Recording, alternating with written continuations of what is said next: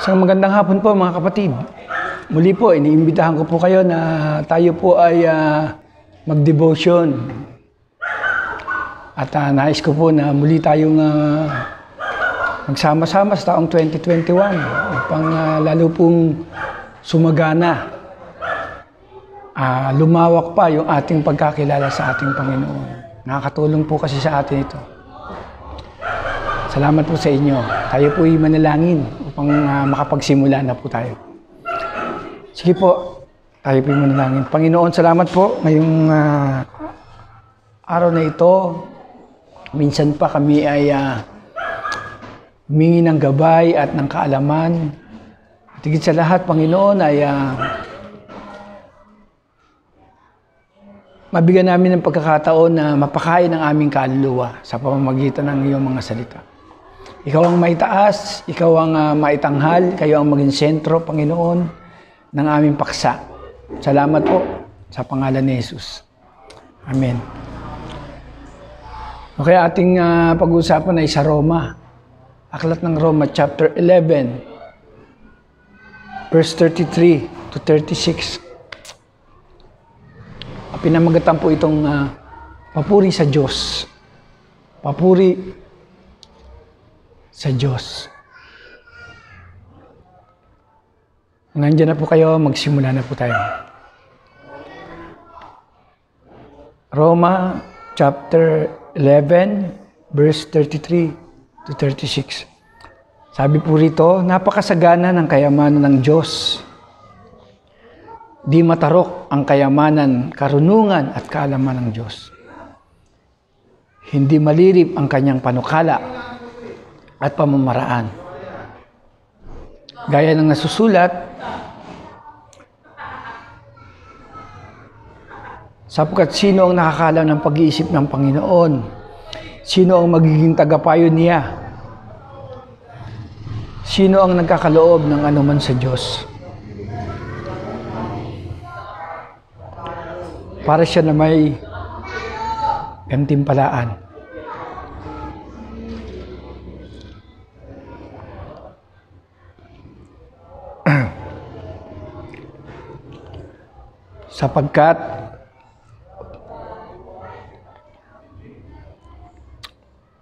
Sapagkat mula sa Kanya at sa pamamagitan niya at sa Kanya ang lahat ng bagay, sa Kanya ang karangalan, magpakailanman. Amen.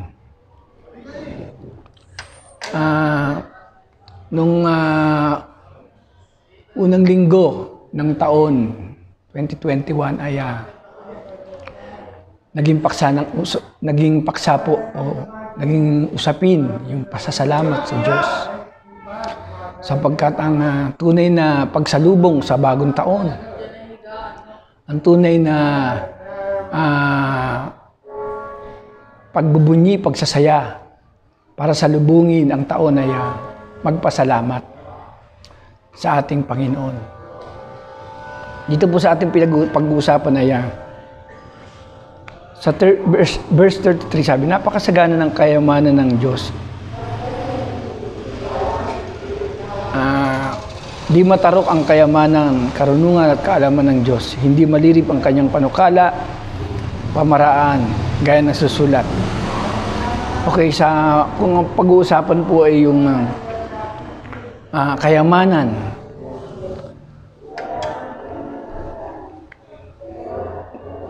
ay ito po daw po ay napakasagana. Hindi raw po mauubos yung kayamanan ng Panginoon. Yung kayamanan po natin, mauubos yan kasi pag nagkaroon ka, ilalabas mo yan. Gagastusin mo, ipambabayad mo, itutulong mo. Kasi kung ikaw ay mayroong mga ari-arian, babayaran mo yan sa gobyerno, yung tax. So, mauubos. At kailangan mong maghanap buhay ulit. So, dito pinapakita lamang na ang Panginoong Diyos ay napakasagana ng kayamanan ng Diyos. Di matarok ang kayamanan, karunungan at kaalaman ng Diyos. maging ang karunungan at kaalaman ay sagana magbigay ang Panginoon. Karunungan, kaalaman. Noon tayo po ay isinilang, wala naman po tayo niyan. So, ang ating isipan ay hindi po natin naabot. So, wala po tayong karunungan at kaalaman nung tayo po ay isinilang. Pero habang tayo ay lumalaki, namumulat yung ating mga mata at mga bagay na natututunan natin at nalalaman natin, unti-unti, nalalaman natin yung mga bagay-bagay at kapag tayo po ay nagsimula ng mag-aral, lalo pa po nadadagdagan. So dumadaan po sa proseso yung ating karunungan at kaalaman. At ang Diyos po ang nagbibigay niyan, mga kapatid. Di matarok ang kayamanan, karunungan at kaalaman ng Diyos. Di malirib. Hindi sabihin ng di matarok, napakalalim po niyan. Kung paano napakasagana, saan nagmumula yung tubig na hindi nauubos? Saan nagmumula yung mga punong kahoy na namumunga na hindi nauubos? Saan nagmumula yung yaman ng dagat na hindi nauubos? Saan nagmumula yung mga pinagkukunan ng lahat ng bagay na ginagamit ng tao na hindi po nauubos? Yan po mahirap paliwanag kasi nga po ang sinasabi ng Biblia, nagmumula ito sa ating Panginoong Diyos. Kapag nanonood po kayo ng mga videos patungkol sa pag-aani, may makikita niyo po na napakasagana ng anihan. Napakaraming inaani. Sa iyo po ay biyaya ng Panginoon. At napakasagana ng tubig na hindi maubos-ubos. Yan po ay biyaya ng Panginoon. Sabi niya, hindi matarok. Hindi raw po natin maabot isipin ng ating isipan kung paano ito, kung saan ito nagmumula at kung bakit ito hindi nauubos. Yan nga po, hindi raw matarok. Ulitin ko po, di matarok ang kayamanan, karunungan at kaalaman ng Diyos. Yung kaalaman kung paano ginawa ng Panginoon ang mundong ito, kung paano niya i-design ay hindi po natin maaarok kung paano niya sinimulan. Basta kung babasahin po natin yung Genesis, makikita po natin doon. Sinasabi ng Panginoon na magkaroon ng ganito, ay mababasa po natin doon na kapag sinabi ng Diyos ay nagkakaroon. Karunungan at kaalaman, marami pong marurunong. Sa lumang tipan po, si Solomon po ay napakarunong. Nakakabasa po siya ng halaman kung saan ito pwedeng gamitin. Gamot. Maraming naisulat doon sa aklat ni Solomon. Nakarunungan ni Solomon na ipinagkaloob sa kanya ng Diyos. Lalo na naging bantog siya nung siya'y humatol sa dalawang babaeng nagkaroon ng sabay na nagkaroon ng nag-labor ng anak po. At yung isa po ay sabay sila pong nanganak at yung isa po ay namatay. Yung sanggol. Nadaganan po ata yun nung magulang. Basta binanggit doon namatay yung kanyang anak. Ngayon, ang pinipilit ng babaeng namatay ng anak, na kanya yung sanggol ng isang nanganak din na katabi niya, nakasama niya, kapitbahay niya, na yun ang kanyang anak, inaangkin niya na yun ang anak niya, at yung namatay, yun dun sa babaeng buhay ang anak. So nagkakaroon ng pagtatalo hanggang sa idinulog ito kay Solomon. At mahirap patulan dahil kasi hindi mo alam kung sino talaga yung magulang. Pero dun maipapakita na yung karunungan ibinigay ng Diyos kay Solomon ang naging daan para maging bantog siya at makilala pa ng lubusan sa kanyang paghatol. So, mas maganda po kung babasahin niyo po yun. Kasi hahaba po tayo. Makikita niyo doon kung paano yung karunungan na ginamit ni Solomon para mabigyan ng justice ng katarungan yung tunay na magulang at malaman kung sino talaga yung tunay na magulang na buhay yung kanyang anak. So makikita po natin dun yung tamang hatol. At dito po binabanggit mga kapatid, di malirip ang kanyang panukala, yung pamamaraan, yung panukala, layunin, di malirip. Napaka-alalim na Tagalog. Hindi raw maabot ng ating isipan.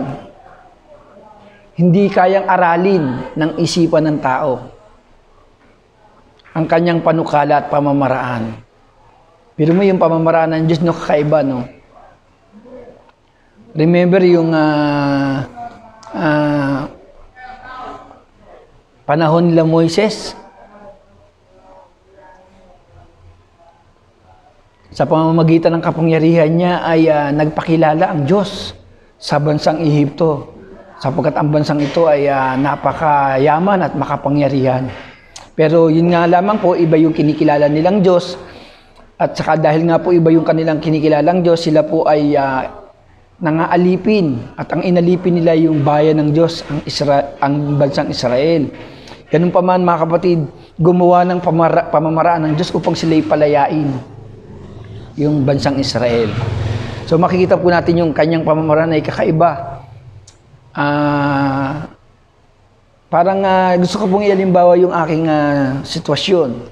Ako po ay nagkasakit, pero iba yung pamamaraan ng Diyos eh. Marami siyang itinuturo.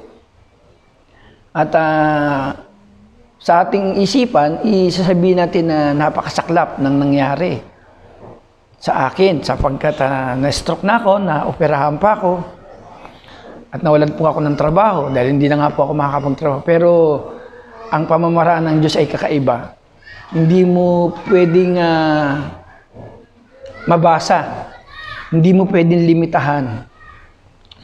At ang sabi dito, sapagkat sino ang nakakaalam ng pag-iisip ng Panginoon? Sino nga ba? Sino ang naging tagapayo niya? So, ang isang presidente, may tagapayo yan. Kailangan niyang may magpapayo sa kanya, magandang advice para hindi siya maging one-sided, no? Yung magdidesisyon lamang na para sa sarili niya. Mayroong mga tagapayo yan, may advisor po yan. Pero ang Diyos po, wala po siyang advisor. Ano? Sabi diyan, sino ang naging tagapayo niya? 35, sino ang nagkaloob ng anuman sa Diyos para siya na may gantimpalaan? Pero ito ang sabi, ang kasagutan. Sapagkat mula sa Kanya, sa pamamagitan niya at sa Kanya ang lahat ng bagay, sa Kanya ang karangalan, magpakailanman. Amen. Isa sa mga katanungan ng tao na sino ang nagkaloob sa Diyos ng ganung kapangyarihan? So ang sagot po nito ay para siya gantimpalaan ng Diyos na nagbibigay ng lahat ng masaganang pagpapala. Sabi sa verse 3, sapagkat mula sa Kanya at sa pamamagitan niya at sa Kanya ang lahat ng bagay, sa Kanya ang karangalan, magpakailanman. Amen. Lahat daw ng bagay ay nagmula sa Kanya. Ulitin ko po, sapagkat mula sa Kanya at sa pamamagitan niya. Ang hirap ipaliwanag, no? Tayo kasi pagka yung meron kang naitutulong, sasabihin niya, saan nagmumula yung itinutulong niya? Kung ang tao po yung tumutulong. Tulad ni Pacquiao, sasabihin, saan nagmumula yung kanyang siyempre, dahil siya ay nananalo sa boxing, siya ay kumita ng malaking pera, meron siyang pumapasok sa kanyang pera, at ito yung nagagamit niyang pangtulong. Pero sa Diyos po, mahirap arukin eh. Hindi nauubusan ng Panginoon. Yun ang isa sa mga mystery, no, na na hindi na po na dapat natin na bagamat minsan nagtatanong ka pero hindi mo na dapat alamin kasi baka masira lamang yung ating isipan sapagkat hindi mo talaga masusukat, hindi mo kayang basahin, hindi mo kayang ipaliwanag yung kung saan nagmumula yung pagpapala ng Diyos. Maging ang kanyang sabi nga natin yung pag-uugali ng tao, pag-uugali ng Diyos na napaka mahabagin, tapat, mabuti. So, sino yung tumutulong sa kanya? Mahirap pong ipaliwanag eh. Basta't ang sabi ni Apostol Pablo rito sa kanyang sulat, sapagkat mula sa kanya, sinabi lang, sapagkat mula sa kanya. Sino yung kanya? Ang Diyos. At sa pamamagitan niya, at sa kanya ang lahat ng bagay. Lahat ng bagay. Hindi po kasama yung kasalanan na. Lahat ng bagay na naririto sa lupa, sa langit. Hindi po kasama yung kasalanan, mga kapatid, maliwanag. Sa kanya ang lahat ng bagay at sa kanya ang karangalan magpakailanman. Amen. Napakahirap ipaliwanag po kasi iba kasi yung Diyos eh.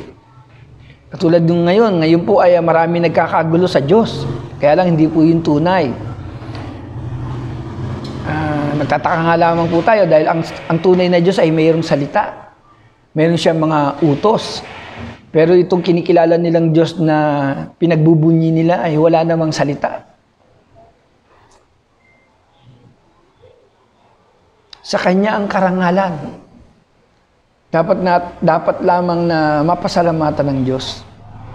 Pag nanonood ako ng mga anihan, napakasagana.